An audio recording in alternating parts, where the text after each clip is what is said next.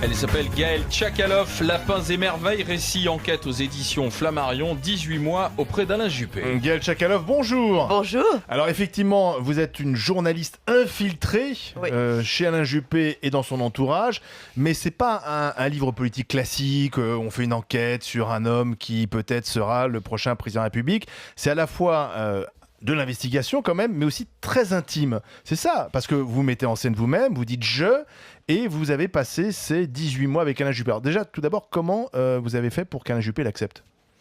J'ai eu beaucoup de mal, je pense que je l'ai eu un peu à l'usure et à l'effraction. Ce livre, c'est un espèce de braquage.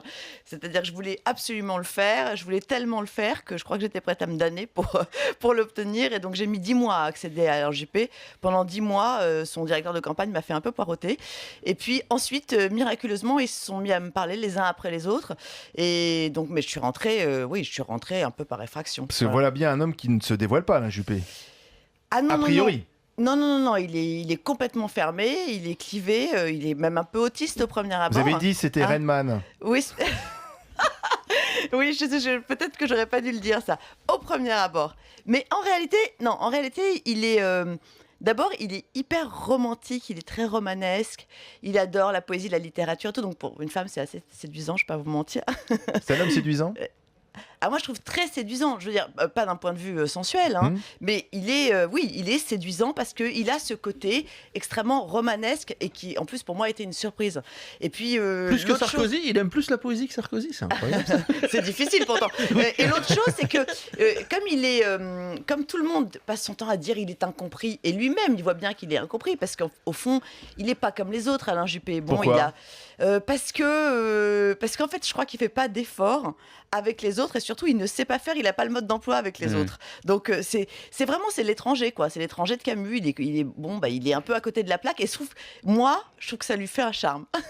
Vous dites que ça va mieux après un quart d'heure et 3 verres, donc j'ai qu'une question, combien de verres à l'heure ? Alors je suis hyper mauvaise en maths. Ça fait beaucoup. 3 verres en un quart d'heure, il faut être bon. C'est Bordeaux en même temps. Il faut faire de la politique depuis longtemps pour faire ça.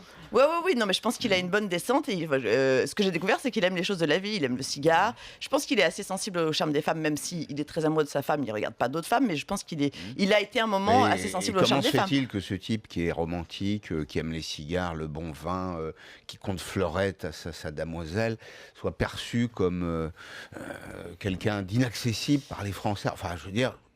Parce que comme il est hypersensible, justement, il est timide, non ? Oui, il s'est fabriqué une petite armure bien fermée, qui est une armure d'autoprotection. Il y en a qui transforment en fait leur sensibilité, comme à mon avis Nicolas Sarkozy, en extraversion. Lui, il le transforme en introversion. Et donc, effectivement, on se plante complètement. C'est ce que veulent les Français, à votre avis ? Je suis pas sûre que les Français aujourd'hui se posent la question de savoir si le mec qui va diriger l'État est sympa ou pas. C'est pas ça la question. Aujourd'hui, c'est le fait économique qui a pris le pas sur la démocratie de l'émotion. C'est très paradoxal parce qu'en même temps, dans la bonne logique de notre art de suivre les Américains, de plus en plus, c'est quand même le passage médiatique et la compétence médiatique qui fait l'homme politique, bien plus que sa compétence politique. C'est-à-dire que quand il va y avoir le débat Juppé-Macron, le meilleur des deux devant la caméra sera celui qui sera préféré des Français. Moi, j'ai vraiment l'impression aujourd'hui que la capacité médiatique est importante. Je pense qu'on en a soupé de tout ça. Je pense que les Français en ont soupé. Comment est-ce que vous expliquez la montée d'Alain Juppé dans les sondages ? Il n'y a pas 42 explications. Parce que les autres sont très mauvais. Il y a le savoir. La seule explication, c'est le savoir-faire, l'expertise, l'expérience. Et au fond, les Français, c'est ça qu'ils sont en train de réclamer à corps et à cri. L'image de sérieux qu'il renvoie. Mais bien sûr. Et qui est une réalité d'ailleurs. Qui est une réalité d'ailleurs, parce qu'on peut lui reprocher plein de choses, mais ça, pour le coup. Et je crois que, pour le coup, personne ne doute qu'Alain Juppé est un homme d'État, alors que, pour parler de François Hollande, il y a eu toujours ce doute sur sa stature présidentielle et d'ailleurs qu'il trimballe comme un boulet et qui revient régulièrement. Mais Alain Juppé, moi je voudrais savoir, est-ce que finalement il y a un mystère Alain Juppé ? Est-ce que vous semblez dire le Alain Juppé qu'on voit, c'est pas forcément... Mais est-ce que ça c'est pas finalement aussi un peu de storytelling, du storytelling, c'est-à-dire qu'on aimerait bien faire croire qu'il y a un mystère Alain Juppé parce que ça le rendrait peut-être un peu plus séduisant ? Non, d'abord, il n'y a pas de storytelling dans le sens où moi, c'est pas une entreprise de communication. Je me suis tellement battue pour faire ce livre et ils n'ont tellement pas voulu de moi. Est-ce que vous n'avez pas été manipulé ? À ça, je suis sûre que non, parce qu'ils n'ont pas voulu de moi, même presque jusqu'au bout. Donc, ou alors la manipulation a été très très bien faite. Mais non, je ne crois pas. Et ensuite, je pense que pour le coup, il a la tenue et la retenue de ne pas faire de commentaires particuliers sur ce livre, très gentiment d'ailleurs. Mais je pense que ce livre est un peu insolent pour lui, un peu impudique. Donc, je ne crois pas qu'on soit dans la manipulation. Moi, je vous dis ce que j'ai ressenti. Je suis un peu la girl next door qui rentre dans cette petite fabrique du pouvoir, qui se bat pour aller rencontrer Alain Juppé. La jolie blonde, même. Jolie, je sais pas, mais en tout cas, c'est. Blonde. Je pense que j'avais blonde, c'est sûr. blonde, Oui. on va dire.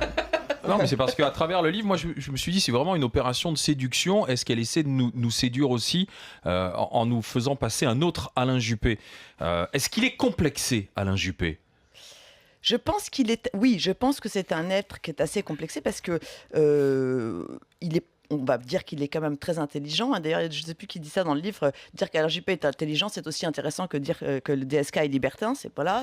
Mais il est très intelligent, donc il est conscient de sa faiblesse. Et il sait très bien que sa faiblesse, c'est le rapport à l'autre. Quand Laurent Juppé dit « mon père, c'est un handicapé des rapports humains », dire ça de son propre père et que le père l'entende, c'est quand même un peu compliqué. Donc oui, je pense qu'il est complexé. Parce qu'on connaît